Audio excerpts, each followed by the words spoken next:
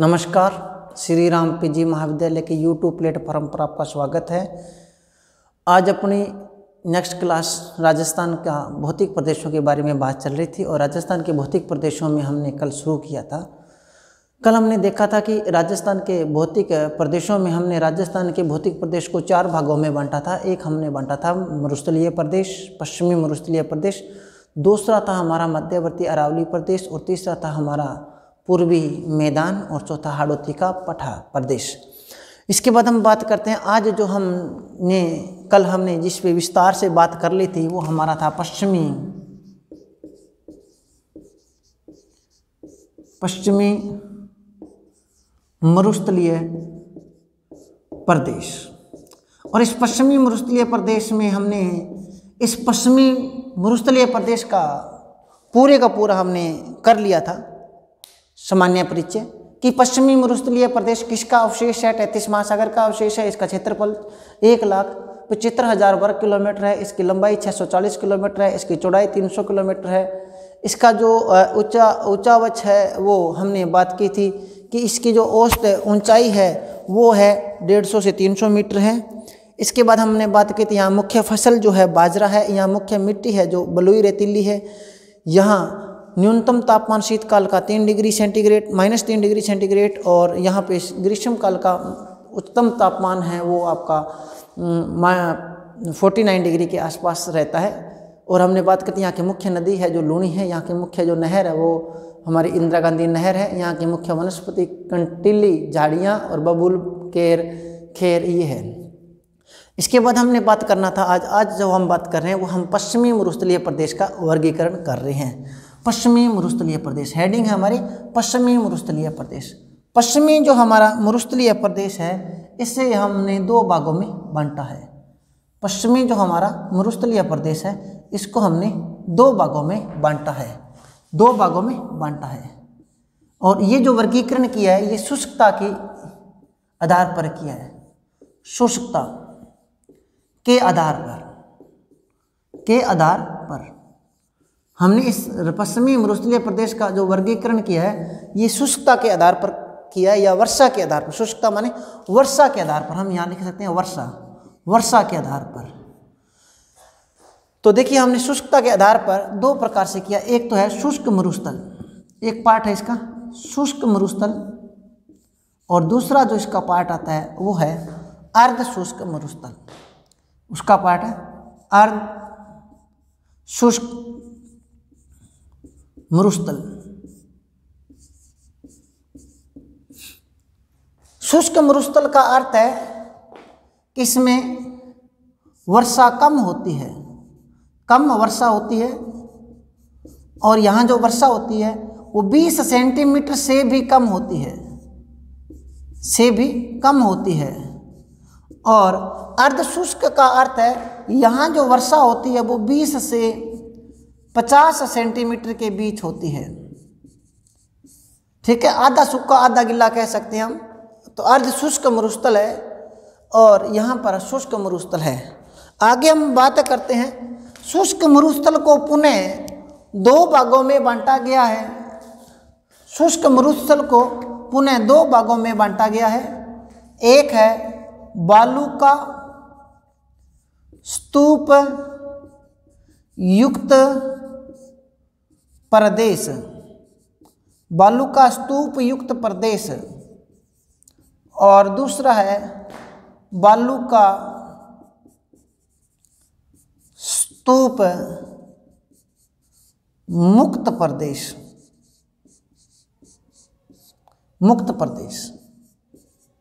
मुक्त माने नहीं है। बालू का स्तूप माने टिल्ले और बालू का माने रेत के। तो रेत के टिल्ले जहाँ नहीं है वो प्रदेश, और जहाँ पर रेत के टिल्ले युक्त माने हैं। युक्त माने क्या होता है कि जहाँ पर रेत के टिल्ले हैं और जहाँ पर रेत के टिल्ले नहीं हैं। अगर यहाँ रेत के टिल्ले नहीं हैं तो क्या होगा, चट्टानी मरुस्थल होगा। क्या होगा, चट्टानी या पथरीला मरुस्थल होगा या चट्टानी मरुस्थल होगा। तो देखिए पश्चिमी मरुस्थलीय प्रदेश को दो भागों में शुष्कता के आधार पर बांटा गया है, शुष्क मरुस्थल और अर्धशुष्क मरुस्थल। पुनः शुष्क मरुस्थल को पुनः दो भागों में बांटा गया है, बालू का स्तूप युक्त प्रदेश, बालू का स्तूप युक्त प्रदेश है, इसको हम बात करते हैं, इनके ऊपर दोबारा हम चर्चा करते हैं। देखिए बालू का स्तूप युक्त प्रदेश है, उसके बारे में हम बात करते हैं दोबारा।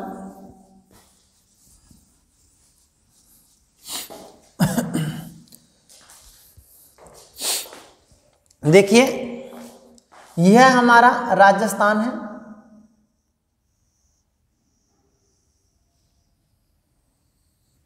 और यहां राजस्थान में यहां से यहां तक, ठीक है, यह हमारा है शुष्क मरुस्थल, शुष्क मरुस्थल है। और इसके बाद यहां अपने राजस्थान है और यहां मैंने आपको अरावली बताई थी, अरावली पर्वतमाला। तो ये जो शेष है ये है अर्ध शुष्क मरुस्थल, अर्ध शुष्क मरुस्थल। देखिए अरावली पर्वतमाला के यहाँ जो राजस्थान को दो भागों में बांटती है वो 25 सेंटीमीटर समवर्षा रेखा है, लेकिन अरावली के पश्चिम में 40 सेंटीमीटर समवर्षा रेखा है जो मरुस्थल को प्रारंभ करती है, और यहाँ हमारी 20 सेंटीमीटर समवर्षा रेखा है। यह हमारी क्या है 20 सेंटीमीटर, 20 सेंटीमीटर समवर्षा रेखा, 20 सेंटीमीटर। देखिए नॉर्मल किताबों में होगा 25 सेंटीमीटर समवर्षा रेखा जो अपने शुष्क और अर्धशुष्क मरुस्थल को अलग करती है, लेकिन हकीकत में ये होती है कि 20 सेंटीमीटर समवर्षा रेखा जो होती है वह शुष्क मरुस्थल को और अर्धशुष्क मरुस्थल से अलग करती है। यहाँ जो बारिश होगी वो होगी आपकी 20 सेंटीमीटर से 50 सेंटीमीटर के बीच। तो अगर हम 20 से 50 सेंटीमीटर लिखेंगे तो हमारा यहाँ पर आ जाएगा 50 सेंटीमीटर और यहाँ पर आ जाएगा हमारा 25 सेंटीमीटर।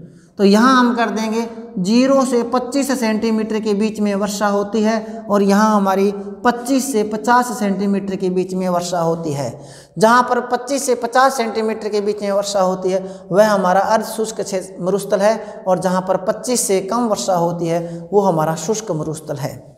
आगे पुनः इसे दो भागों में बांटा गया है, शुष्क मरुस्थल को दो भागों में बांटा गया है, एक है बालू का स्तूप युक्त प्रदेश और एक बालू का स्तूप मुक्त प्रदेश।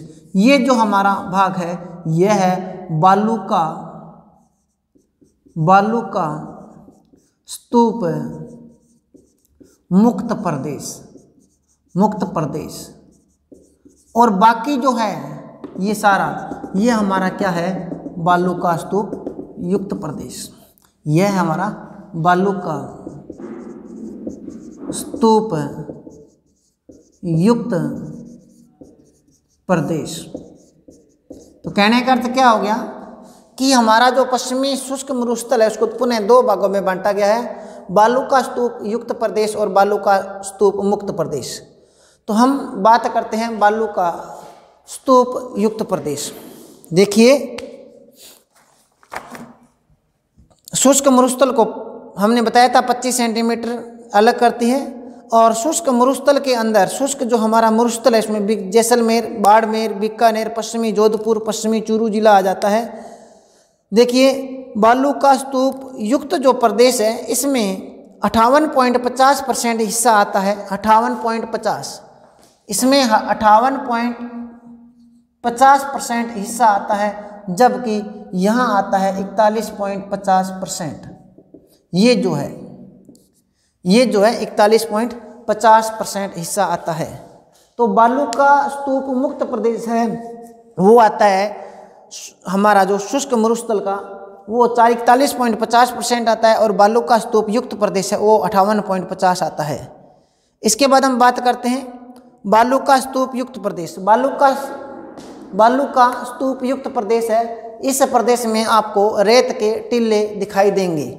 रेत के टीले दिखाई देंगे। यहाँ पर रेत ही रेत दिखाई देगी, बलुई मिट्टी आपको दिखाई देगी। इस प्रदेश में आपको अपने कह सकते हैं रेगिस्तान मार्च जो होता है, या हवाओं के द्वारा जो अपर्दन होता है वो सर्वाधिक होता है। यहाँ पर रेत अधिक होती है, वनस्पति का अभाव पाया जाता है, और वनस्पति अभाव में पाए जाने के कारण यहाँ पर रेत का अपर्दन बहुत तेज गति से होता है। हाँ, यहाँ जो मुख्य अपर्दन होगा वो हवा के द्वारा होगा। इस बालुका स्तूप युक्त प्रदेशों में जो मुख्य अपर्दन होगा वो हवाओं के द्वारा होगा, और यहाँ पर विशेष प्रकार के रेत के टीलों की आकृति पाई जाती है।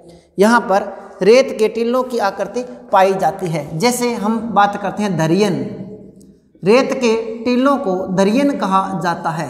एक अर्धचंद्राकार आकृति होती है, अर्धचंद्राकार आकृति। एक आता है इनसेल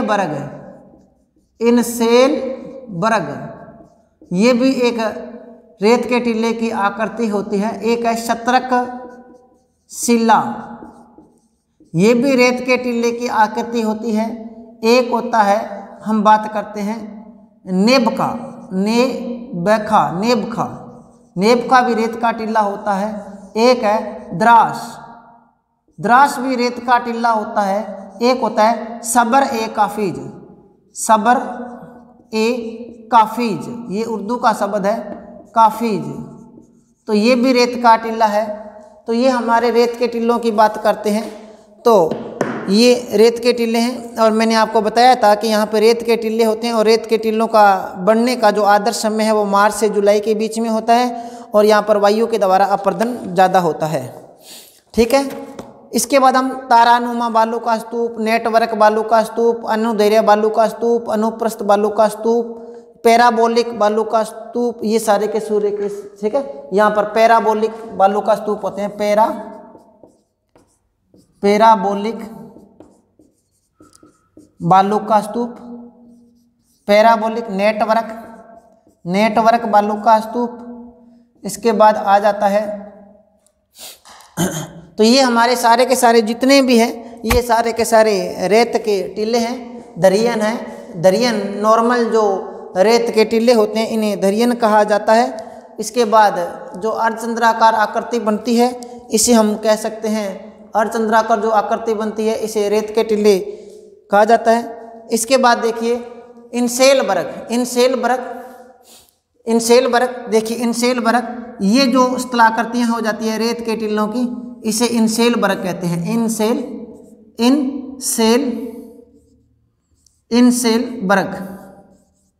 इनसेल बर्ग, ठीक है, इनसेल बर्ग, ठीक है।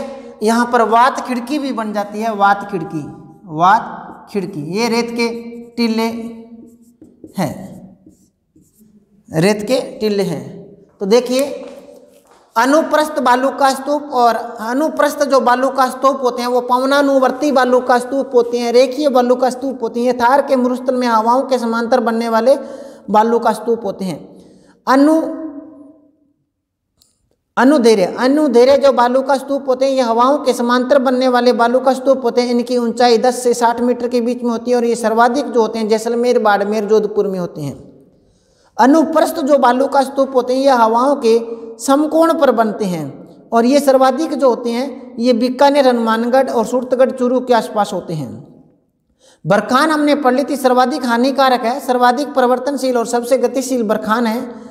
इसकी ऊंचाई 10 से 20 मीटर होती है, इसकी आकृति चंद्राकार होती है, और ये शेखावटी और जैसलमेर, जोधपुर जिले में पाए जाते हैं। दरियन होते हैं जो थार के मरुस्थल के स्थानांतरित बालू का स्तूप होते हैं, सर्वाधिक आपको दरियन जैसलमेर में मिलेंगे। पैराबोलिक जो बालू का स्तूप होते हैं ये आपको शेखावटी क्षेत्र में ज़्यादा मिलेंगे।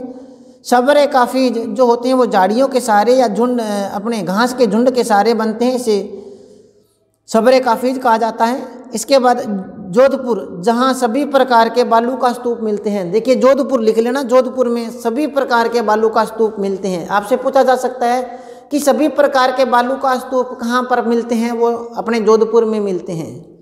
इसके बाद हम बात करते हैं बालू का स्तूप मुक्त प्रदेश। देखिए कुछ जो भाग होते हैं वो चट्टानी होते हैं, चट्टानी जो भाग होते हैं। और इसमें देखिए बम्बुलिया, आपने सुना होगा बम्बुलिया, बम्बुलिया वायु के बने चक्रवात, स्थानीय चक्रवात होते हैं जिन्हें बम्बुलिया कहा जाता है। बोल्डर्स, हिम द्वारा वहित गोल पत्थर होते हैं। और ये बाप के अंदर जोधपुर, बाप जो है वो जोधपुर में मिलते हैं और इनका समय जो होता है कार्बोनिक फेरस काल का है।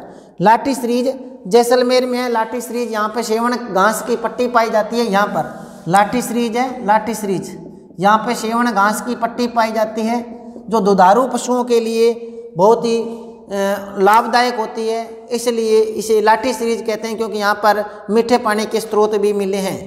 तो इसे कुब्बड़ पट्टी नहीं, लाठी सीरीज कहते हैं। और दुधारू पशुओं के लिए सेवण घास है। और एक कुब्बड़ पट्टी है, कुब्बड़ पट्टी वो जैसलमेर में, नागौर में है, सॉरी, वो फ्लोराइड जल के कारण बनती है। इसके बाद देखिए हम बात करते हैं चंदन नलकूप, थार का गढ़ा जैसलमेर में है, चंदन नलकूप यहीं है, चांदन नलकूप यहाँ है, चांदन नलकूप। इसके बाद हम बात करते हैं दो बालू का स्तूपों के मध्य निम्न भूमि होती है जिसे तल्ली कहते हैं या टाट कहते हैं। और तल्ली में जब वर्षा का जल भर जाता है उसे टाट, रन या अस्थायी झील बन जाती है। थार के मरुस्थल में वर्षा काल में जल इकट्ठा हो जाता है, थार के मरुस्थल में निम्न भाग में, उसे हम पलाया झील कहते हैं। क्या कहते हैं? पलाया झील। जैसलमेर में टाट या रन सर्वाधिक जैसलमेर में पाए जाते हैं। और पलाया झील जो होते हैं ये थार के मरुस्थल में पथरीले भागों में बनी अस्थायी झील होती है और इनकी आकृति टाट या रन जैसी होती है। खड़ीन, ये हम बात कर सकते हैं, खड़ीन अस्थायी झील है। जैसलमेर में पालीवाल ब्राह्मणों द्वारा जल इकट्ठा करने की पद्धति है। बोलसन, चारों ओर पर्वतों से घिरी हुई भूमि को हम बोलसन कहते हैं। और सांबर झील है, ये बोलसन का उदाहरण है। सांबर झील है, ये बोलसन का उदाहरण है। बालू का स्तूप मुक्त प्रदेश, बालू का स्तूप मुक्त प्रदेश में क्षेत्र आता है 41.50% भाग। और यहाँ पर जो है एक तो पोखरण आ गया, पोखरण जैसलमेर वाला, रामगढ़, और एक है फलोदी। ये दो क्षेत्र हैं यहाँ पर बालू का स्तूपों का अभाव पाया जाता है।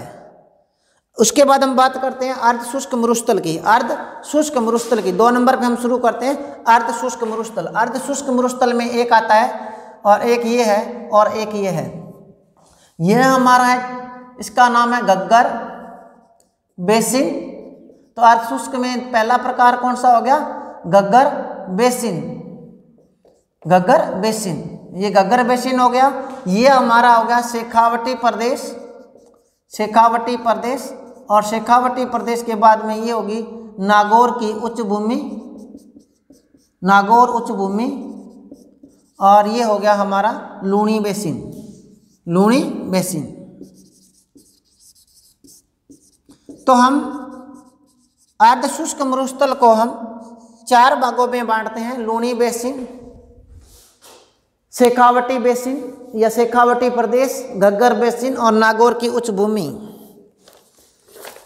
हम बात करते हैं सबसे पहले 25 सेंटीमीटर समवर्षा रेखा है। 25 सेंटीमीटर समवर्षा रेखा से लेकर अरावली के मध्य अर्ध शुष्क मरुस्थलीय प्रदेश पाया जाता है। इसमें श्री गंगानगर, हनुमानगढ़, चूरू, सीकर, झुंझुनू, नागौर, जोधपुर, पाली और जालोर जिले पाए जाते हैं।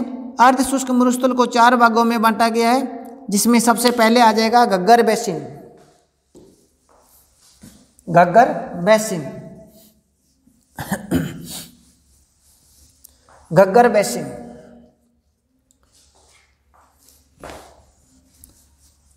घग्गर बेसिन में मुख्यतः आपको हनुमानगढ़ और गंगानगर 2 ही जिले मिलेंगे। घग्गर बेसिन में घग्गर नदी का जो मूल पेटा होता है और घग्गर नदी के आसपास का जो क्षेत्र है उसे घग्गर बेसिन कहा जाता है।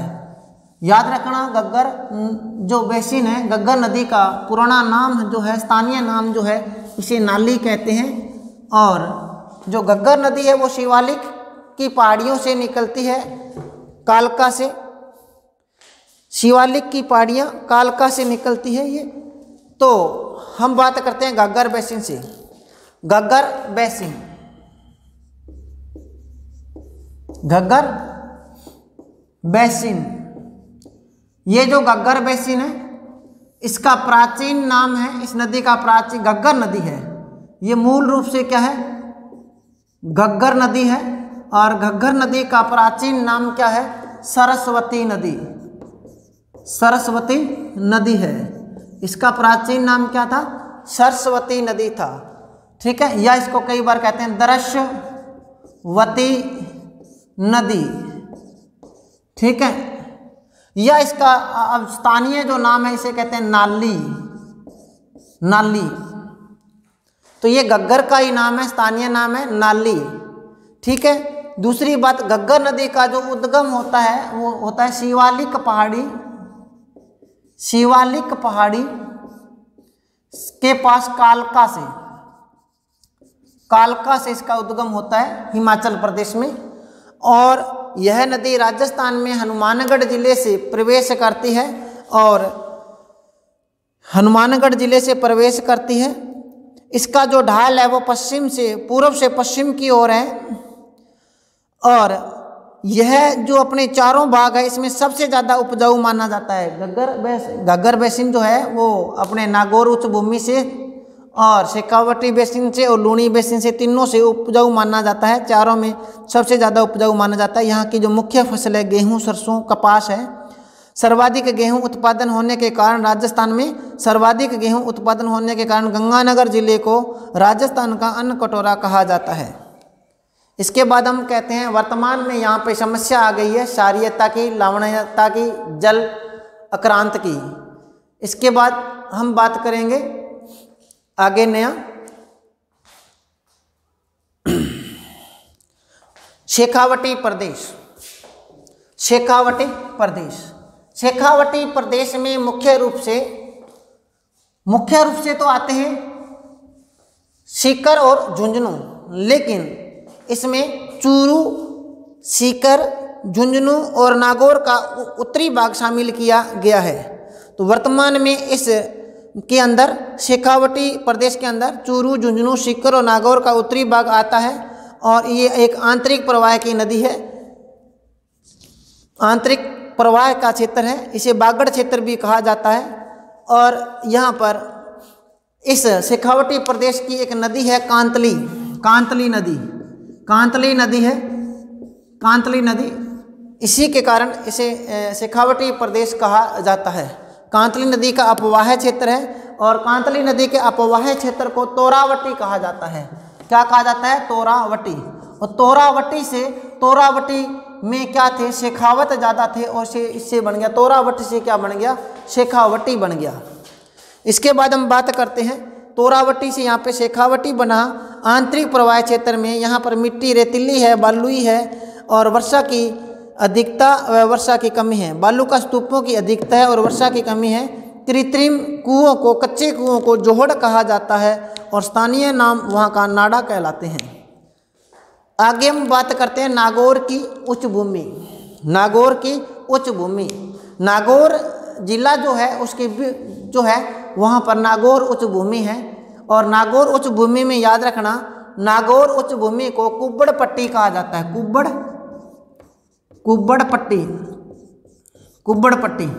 कुब्बड़ पट्टी का अर्थ होता है कि यहाँ पर नागौर के अंदर भूमिगत तो जो जल है उसमें फ्लोराइड की मात्रा बहुत अधिक होती है और फ्लोराइड की अधिकता के कारण यहाँ जो लोग पानी पीते हैं इसके कारण इसमें फ्लोराइड की मात्रा बढ़ जाती है और इनकी हड्डियाँ जल्दी ही कमज़ोर हो जाती है और टूटने लगती है और कम उम्र में ही व्यक्ति कमर झुका के चलने लग जाते हैं और उनके दांत पीले हो जाते हैं। इसलिए जब अपने यहाँ कम एज के ही लोग माने बूढ़े हो जाते हैं और कमर झुका के चलते हैं, इसलिए इसके कहते हैं कुब्बड़ पट्टी।